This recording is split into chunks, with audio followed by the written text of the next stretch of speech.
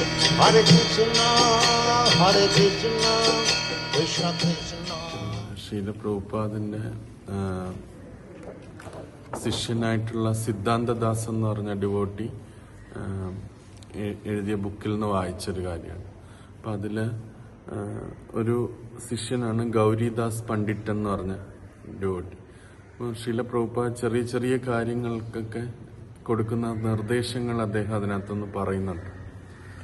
ഒന്ന്, ശ്രീല പ്രഭുപാദ് ഹവായ് ബീച്ചിലായിരുന്ന സമയത്ത് പ്രഭുപാദ് ഈ മോർണിംഗ് വാക്കിന് പോകുമായിരുന്നു. പോകുമ്പോൾ അവിടെ ഒരുപാട് ഈ വലിയ തിരമാലയിൽ അതിലിങ്ങനെ പോകുന്ന സർഫേഴ്സ് എന്ന് പറയും, അവരിങ്ങനെ പോകുന്ന ആൾക്കാരുണ്ട്. അപ്പം പ്രഭുപാദ് അവരെ നോക്കി പറയും അവർ സഫറേഴ്സാണ്.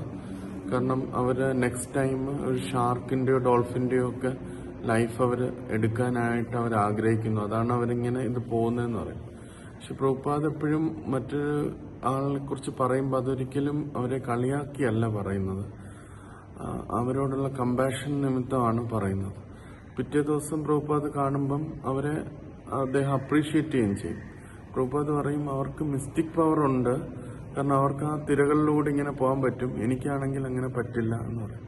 അപ്പോൾ ഒരു വ്യക്തിയുടെ നന്മയും കാണും, അതേസമയം അയാൾ പോകുന്ന വഴി ചിലപ്പോൾ തെറ്റാണെങ്കിൽ അത് പറഞ്ഞു കൊടുക്കുകയും പ്രഭുപാദ് ചെയ്യും. പിന്നെ അദ്ദേഹം തന്നെ ആ പാരഗ്രാഫിൽ കുറച്ച് കാര്യങ്ങൾ പറയുന്നുണ്ട്. ഒരു സ്ഥലത്ത് പ്രഭുപാദ് നടന്നു വന്ന സമയത്ത് ഒരു അരിമണി തറയിൽ കിടക്കുമായിരുന്നു.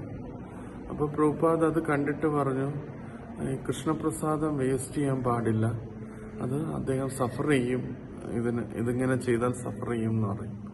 പിന്നെ വേറൊരു സ്ഥലത്ത് ഈ പാറ്റയുടെ ഇത് പറഞ്ഞപ്പം ഒരു ഡിവോട്ടി ഈ ഗൗരിദാസ് പണ്ഡിറ്റ് തന്നെ പാറ്റയെ കണ്ടപ്പോൾ അദ്ദേഹം അത് പിടിച്ചിട്ട് പ്രഭുപാദിന്റെ അടുത്ത് ചോദിച്ചു. സാധാരണ ഇങ്ങനെ ആധ്യാത്മികാചാര്യനോട് ഇങ്ങനെ ചോദിക്കേണ്ട ആവശ്യമില്ല, പക്ഷെ പ്രഭുപാദിന്റെ അടുത്ത് ചോദിച്ചു എന്ത് ചെയ്യണം എന്ന് പറഞ്ഞു. പ്രഭുപാദ് പറഞ്ഞത് പുറത്ത് കളയാനായിട്ട് പറഞ്ഞു, അതിനെ കൊണ്ടുപോയി പുറത്ത് കളയാൻ പറഞ്ഞു. പിന്നെ അതേപോലെ ഒരു വട്ടം വേളയിൽ തമാൽ കൃഷ്ണ മഹാരാജ് ഇങ്ങനെ അദ്ദേഹത്തിനോട് ചോദിച്ചു, ഒരുപാട് പാറ്റകളുടെ ശല്യമുണ്ട് വീട്ടിൽ, അപ്പം സ്പ്രേ ചെയ്യാമോ എന്നുള്ളത് ചോദിച്ചു. പിന്നെ പ്രഭുപാദ് പറഞ്ഞു, നമ്മൾ ലേസി ആയതുകൊണ്ടാണ്, വീട് ക്ലീൻ ആക്കി വെക്കാത്തതുകൊണ്ടാണ് ഇതൊരുപാട് വരുന്നത്.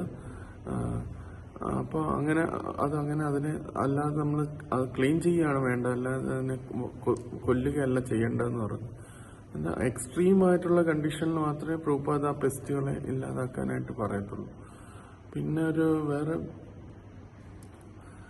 ഇപ്പൊ ഇങ്ങനെ ഓരോ കാര്യങ്ങൾ ഇങ്ങനെ പ്രഭുപാദ് പറയുന്ന കാര്യം ഗൗരിദാസ് പണ്ഡിറ്റ് പറയുന്നുണ്ട്. അപ്പൊ അതിനകത്ത് പ്രഭുപാദ് ഒരു പോയിന്റ് എംഫസൈസ് ചെയ്യുന്നു എന്ന് അദ്ദേഹം പറയുന്നത്, നമ്മൾ ഡിവോട്ടിയാണ് എന്ന് വിചാരിച്ചിട്ട് നമുക്ക് എന്തും ചെയ്യാമെന്നുള്ള ഒരു ധാരണ തെറ്റാണ്. ഈ കില്ലിംഗ് ബിസിനസ് ഓരോന്നിനെ ബാധിക്കുക, നമ്മൾ ഡിവോട്ടിയാണ് അത് കുഴപ്പമില്ല എന്നുള്ള ചിന്തയിൽ അങ്ങനെ ചെയ്യുന്നത് നമുക്ക് പ്രശ്നമായിട്ട് വരും, നമുക്കത് ഇതായിട്ട് കർമ്മമായിട്ട് വരും എന്നുള്ള കാര്യം പ്രഭുപാദ് അതിനകത്ത് പറയുന്നുണ്ട്. അപ്പോൾ കഴിവതും അങ്ങനത്തെ ഉള്ള ഇതിൽ നിന്ന് മാറി നിന്ന് വേണം നമ്മൾ പ്രവർത്തിക്കാൻ എന്നുള്ള കാര്യം കൂടെ പ്രഭുപാദ് അതിൽ നമുക്ക് മനസ്സിലാക്കി തരും എന്നുള്ളത് പറയുന്നത്. ഒരേ സമയം തന്നെ പിന്നെ മൊസ്കിറ്റോയുടെ കാര്യം അതിനകത്ത് പറയുന്നുണ്ട്. പ്രഭുപാദിനോട് തമാൽ കൃഷ്ണ മഹാരാജ് ചോദിച്ചു, ഇത് കടിക്കുമ്പോൾ, കൊതുക് കടിക്കുമ്പോൾ എന്ത് ചെയ്യാം? നമ്മളെ ബൈറ്റ് ചെയ്യുകയാണെങ്കിൽ അതിനെ കൊല്ലാം, പക്ഷെ അല്ലാതെ അതിനെ കൊല്ലാൻ പാടില്ല എന്ന് പ്രഭുപാദ് പറയുന്നുണ്ട്. അപ്പം ഒരേ സമയം തന്നെ എല്ലാ ജീവജാലങ്ങളോട് കമ്പാഷനും ഉണ്ടാവണം.